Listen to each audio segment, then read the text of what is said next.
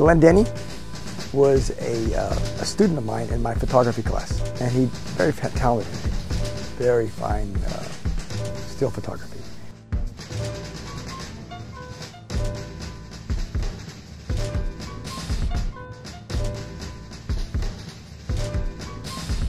And I was also teaching film. This is at San Francisco State University in the 60s. And I suggested he should take my film class. And he said he had this dream of doing El Capitan. So we talked about doing this film for about 6 months. And finally the day came when he knew somebody who could raise some money.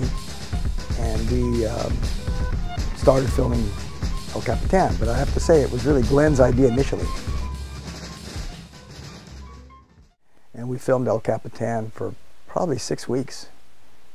And then Glenn and I started editing, and then he somehow lost interest. He just decided he didn't want to do it anymore.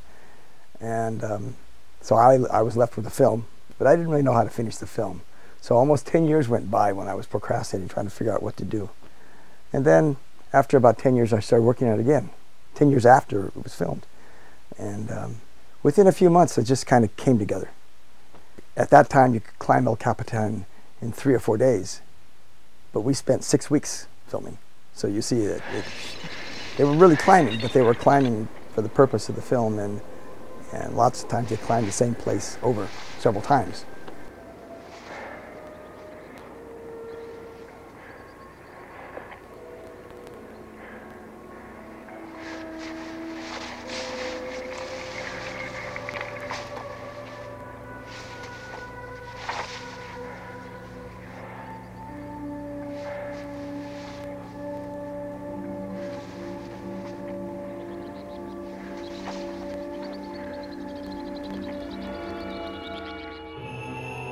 Yeah, Glenn did most of the water shots. We had discussed it.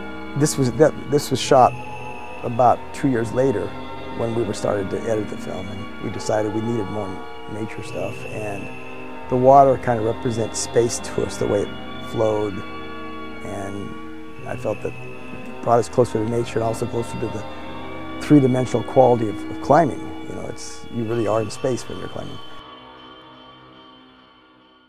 The moon was something which I did after the film was edited. I felt like I needed some kind of transition from the night sequence to the last day.